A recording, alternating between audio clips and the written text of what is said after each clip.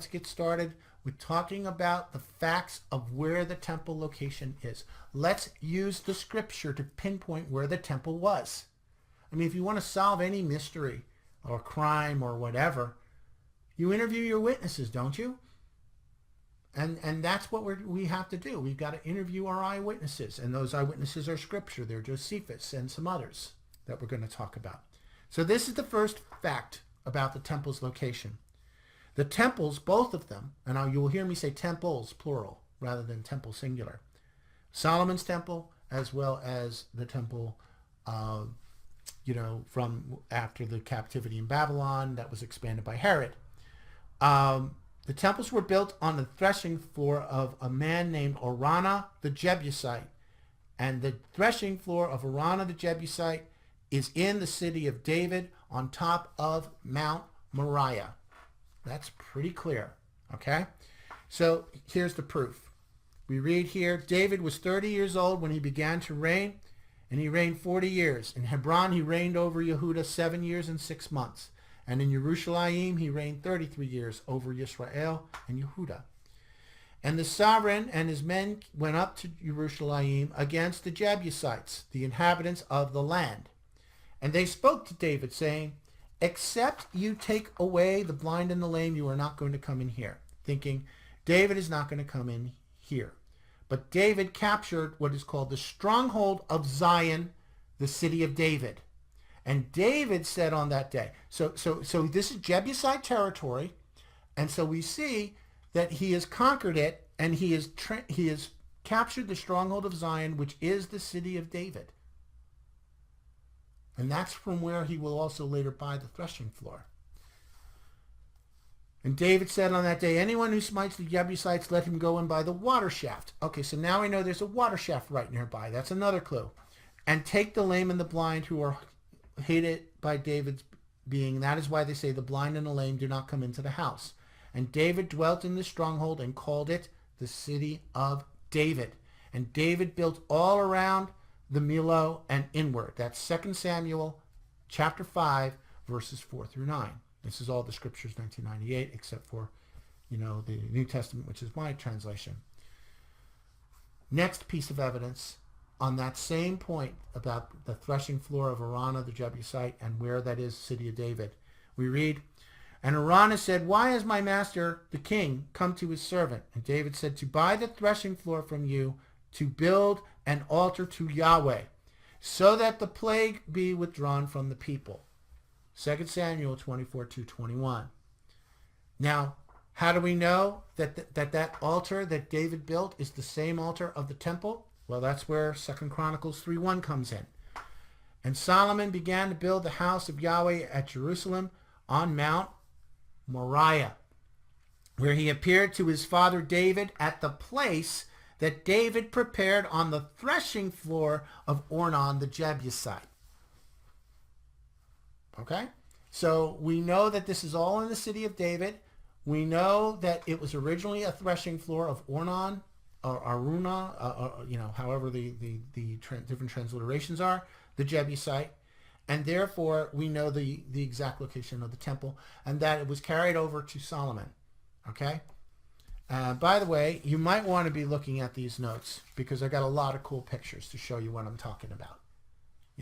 Should have mentioned that a little earlier. Have those notes up or maybe printed or whatever, however you like to do it, because I really think that these pictures will reinforce what I'm saying. Okay, in any case, we're just getting started. That was just fact number 1. Fact number 2, the temples, both of them, were located in the part of the city of David that has the pool of Siloam, or Shalom, that has stairs from there to the fountain gate that leads to the water gate. Okay? And we read here in Nehemiah 3:15, the fountain gate was repaired by Shallum, the son of Kol-Hoseh, the ruler of the district of Mitzpah. He built it and covered it and set up its doors, its bolts, its bars along the wall of the pool of Shelah, which is Shalom, right? By the king's garden as far as the stairs going down from where? The city of David. Now, why would you have these places to emerge to go to the temple if the temple wasn't also in the city of David? Why would you have them walk a third of a mile and get defiled all over again? Then we read about another detail that the area is also called the Ophel, okay, which is a fortified hill. Now the Nethinim dwelt in the Ophel as far as opposite the Watergate towards the east and on the projecting tower. And after him, the Tekoites repaired another section opposite the great projecting tower and as far as the wall of Ophel. This is where they're, this is right where the temple is. That's Nehemiah 3, verses 26 through 27. This is about what's going to be the second temple. And then we read in Nehemiah 12, verse 37, and again, check out those nice pictures on the notes. And at the fountain gate, and straight ahead of them, they went up the stairs of the city of David on the stairway of the wall beyond the house of David as far as the water gate going east. Very specific, right? This is fact number 2. Fact number 3. The same area is in the termination of the Gihon spring, right? And is also known, again, as the Ophel. We already saw that term introduced earlier. Ophel is Hebrew for fortified hill. And it is located right by another place called the Upper Gate or the Northern Upper Gate. So let's read about this. Jotham was 25 years old when he began to reign, and he reigned 16 years in Jerusalem. His mother's name was Yerusha, the daughter of Sadok. And he did what was right in the eyes of Yahweh, according to all that his father Uzziah had done. Only he did not come into the Hekal, or the temple of Yahweh. And the people continued to act corruptly. He built the upper gate of the house of Yahweh, and he built much on the wall of Ophel. So there's a direct reference right there. Upper gate and Ophel, right by the temple. Okay? 2 Chronicles 27, verse 1 through 3. Here's the parallel passage in 2 Kings 15, 32-35. In the second year of Pekah, the son of Remaliahu, the sovereign of Yisrael, Jotham, son of Uzziyahu, the sovereign of Yehuda, began to reign. He was 25 years old. When he began his reign, he reigned 16 years in Jerusalem. Right? And his mother's name was Yerusha, the daughter of Sadok, and he did what was right in the eyes of Yahweh. He did according to all his father Uzziyahu did. However, the high places were not taken away. The people still slaughtered and burned incense on the high places. But he built the upper gate of the house of Yahweh. There it is again. And the prophet Ezekiel, talking about his own vision of the temple, which mirrors what the temple that he knows. I mean, not identically, but certainly the same rules and the same halakha apply. This is what Ezekiel says. And he called out in my hearing with a loud voice, and this is, I believe, about the actual temple, saying, let the punishers of the city draw near, each with his weapon of destruction in his hand, and took 6 men. They came from the direction of where? This is about the actual temple. They came from the direction of the upper gate, which faces north. Each with his battle axe in his hand, and one man in their midst was clothed with linen and had a writer's inkhorn at his side, and they came in and stood beside the bronze altar. Now let's look at that bronze altar. The bronze altar is located in the middle of the court just before the entrance to the actual temple. It's used for smaller sacrifices, whereas the main altar was used for larger sacrifices. Where's my proof? 1 Kings 8, verse 64, and 2 Chronicles 7, verse 7. Right? So that's all about Solomon's temple. Fact number 4. The city of David, where the temples were, terminated at the Gihon spring, which is the only freshwater spring within 5 miles of Jerusalem. As we read, and when he was in distress, this is ironically about the worst king of them all, a guy named Manasseh. It's really ironic that we get this great evidence about the set-apart things from this guy. And when he was in distress, he sought the face of Yahweh his Elohim and humbled himself greatly before the Elohim of his fathers. And he prayed to him, and he was moved by his entreaty and heard his supplication and brought him back to Jerusalem into his reign. And Manasseh knew that Yahweh was Elohim. And after this, he built a wall outside the city of David on the west of the Gihon, in the wadi as far as the entrance of the fish gate, and it went around where? The Ophel. There's that term again. And he made it exceedingly high, and he put army commanders in all the walled cities of Yehuda. And he removed the foreign mighty ones and the idol from the house of Yahweh. And all the altars that he had built in the mount of the house of Yahweh and in Jerusalem, and he threw them out of the city. And he built the altar of Yahweh and brought peace offerings and thank offerings on it. He ordered Yehuda to serve Yahweh, the Elohim of Israel. But the people were still offering on the high places, though only to Yahweh their Elohim. So they're doing their offerings to Father Yah, but they're still not trusting the sanctity of the temple. But look at what Manasseh is telling us, or what the chronicler who's talking about Manasseh is telling us about the location of the temple, city of David, right? 2 Chronicles 33, 12 through 17, right? Went around the wall outside the city of David on the west of the Gihon. And here is another reference. And Hezekiah, Hizkiyahu, saw that Sennacherib had come, his face set to fight against Jerusalem. He took counsel with his rulers and his mighty men to stop the water from the springs which were outside the city. And they helped him. And many people were gathered, and they stopped all the springs and streams that ran through the land, saying, "Why should the kings of Assyria come and find much water?" And he strengthened himself and built up all the wall that was broken. He raised it up to the towers, and outside of it another wall, and strengthened the Millo, which is the city of David, and made large numbers of weapons and shields. And Hezekiah himself had stopped the upper outlet of the waters of the Gihon and directed them to the west side of the city of David. And Hezekiah prospered in all of his work. 2 Chronicles 32, 2 through 5, and verse 30. All right, here's a picture of Hezekiah's tunnel. And here's some more references to this. And you saw the breaches of where? The city of David. And that it was great. And you gathered together the waters of the lower pool. And you counted the houses of Jerusalem. And the houses you broke down to strengthen the wall. And you dug a ditch between the two walls for the water of the old pool. But you have not looked to its maker, nor have you seen him who fashioned it long ago. So says Isaiah 22, 9 through 11. And then we get to the testimony of our eyewitness in the first century, Josephus. In the Jewish War, he tells us the following.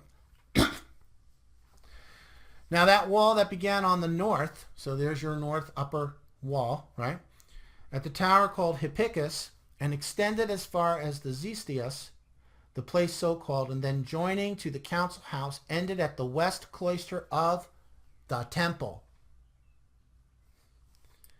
But if we go the other way westward, it began in the same place and extended through a place called Beth-So to the gate of the Essenes. And after that it went southward, having its bending above the fountain of Siloam, right? Where it also bends again towards the east at Solomon's pool, and reaches as far as a certain place which they call the Ophel, where it is joined to the eastern cloister of the temple. Okay, so now we're seeing the Pool of Solomon, the Pool of Siloam, connected to the Opal, connected to the cloisters of the temple. Josephus continues and says, the second wall took its beginning from the gate which they called Ganath, which belonged to the first wall. It only surrounded the northern quarter of the city and reached as far as the Tower Antonia. Right? The Jewish War. Book 5, verses 144 through 46. So, little notation, this reference in Josephus here that the fountain of Siloam bends east at Solomon's pool echoes details in the Gospel of John. Beth-So in Josephus is shorthand for Beth Kizda or Bethsaida in Aramaic. The 5 porticos are the same ones by the sheep gate that are mentioned by the prophet Nehemiah, 3 verse 1 and 12 verse 39. And this is what John says. He goes, now there was a certain place of immersion there in Jerusalem, which is called Beth Kizda, or Bethsaida, and there were 5 porches in it.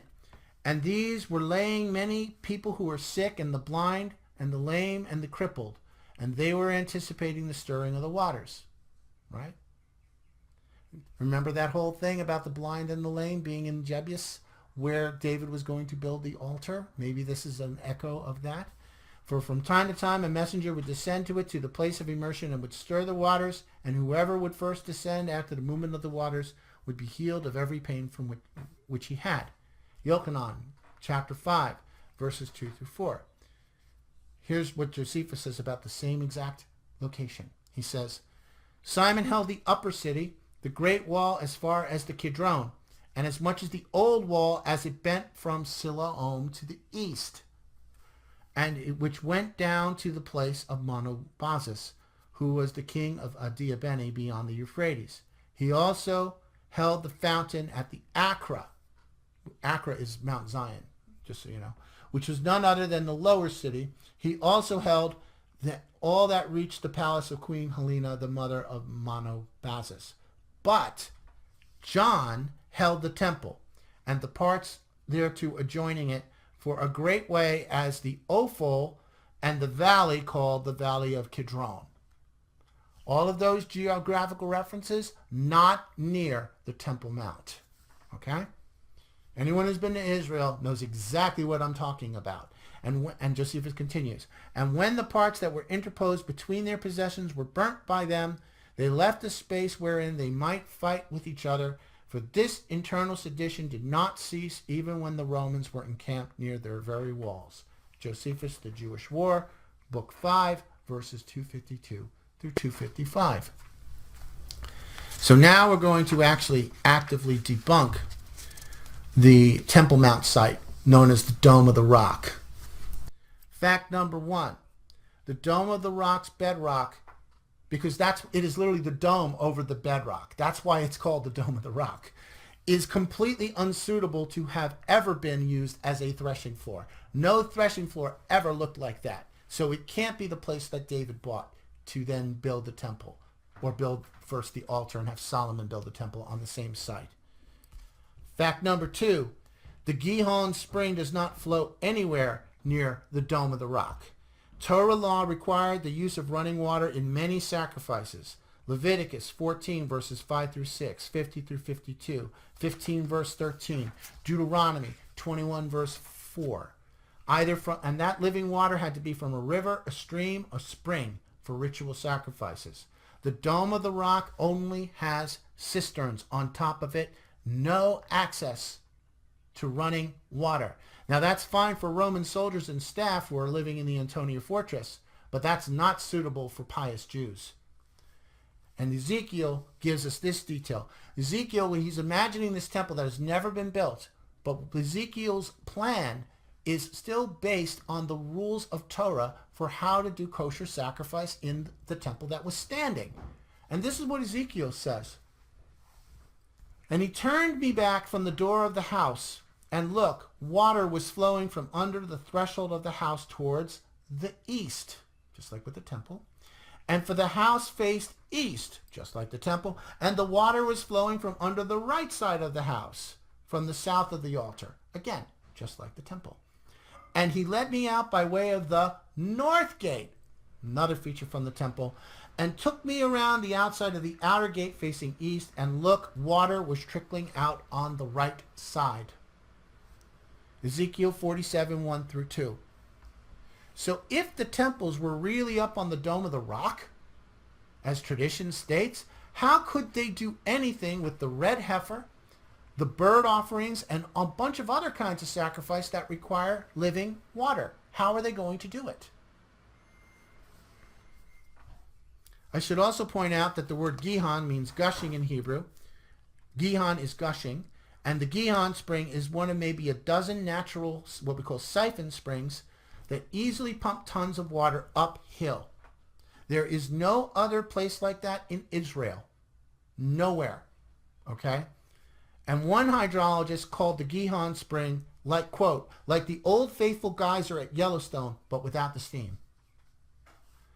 Now there's another witness that we have, the letter of Aristeas, universally dated to 2nd century BCE, quoted by Josephus and Philo, that give us eyewitness details about the water gushing up into the midst of the temple. This is from about 160 BC. This is what it says. The construction of the altar was in keeping with the place itself and with the burnt offerings which were consumed by fire upon it, and the approach to it was on a similar scale.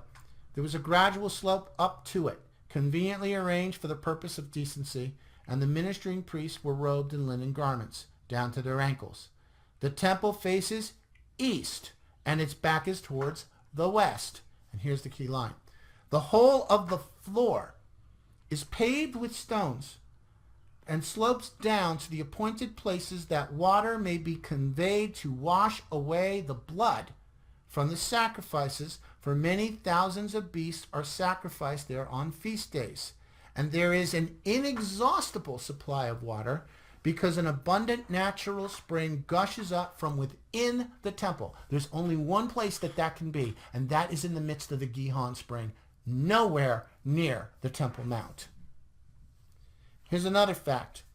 The Temple Mount is much larger than 400 cubits, which is the required length for the outer walls that contain the place in which the temple stood.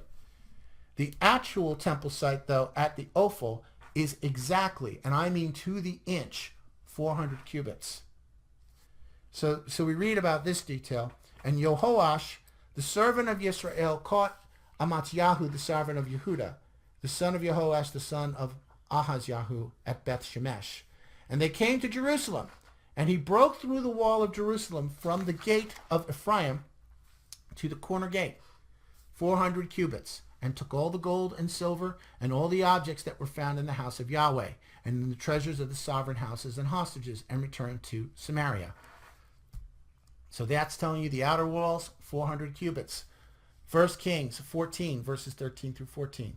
Josephus says, simply, these cloisters belonged to the outer court, which were located in a deep valley and had walls that reached 400 cubits, and were built of square and very white stones. The length of each stone was 20 cubits, and their height 6 cubits. And this was the work of King Solomon, who first of all built the entire temple. Antiquities, chapter 20, verse 221. Fact number 4, our last little fact. The earliest construction at the Dome of the Rock does not even go back to the expansion project of Herod the Great. To me, this is the final nail, okay? As this documentary film will prove, at the bedrock level of the Dome of the Rock, they found a coin. You cannot go lower than the bedrock. They found a coin from 17 CE, and it had the name of the Roman governor Valerius Gratus. That is the Roman governor that preceded Pontius Pilate. Valerius Gratus was called back in AD 26. Pontius Pilate then took over. Herod the Great could not have established and extended foundations there, which is what they say of this particular rock where they found the coin, okay? He could not have done it because it wouldn't even be, that's 24 years earlier. The timeline does not match. His version of the temple could not be there. And I've got the pictures of the coins to prove it. Take a look. And believe it or not, there's a ton more evidence for both the Ophel site in the city of David being for it and against the traditional Temple Mount site, and reasons it can't be, where this came from. What you've seen is a tasting sample, a small sample of what is now overwhelming evidence that Jewish tradition has been hijacked. And if the truth could be known and accepted, the Jewish people would and can rebuild their temple without Arab interference. They could do it literally tomorrow. For many of us, especially those of us who believe the temple must be rebuilt for Mashiach Yeshua to return, tomorrow cannot come soon enough.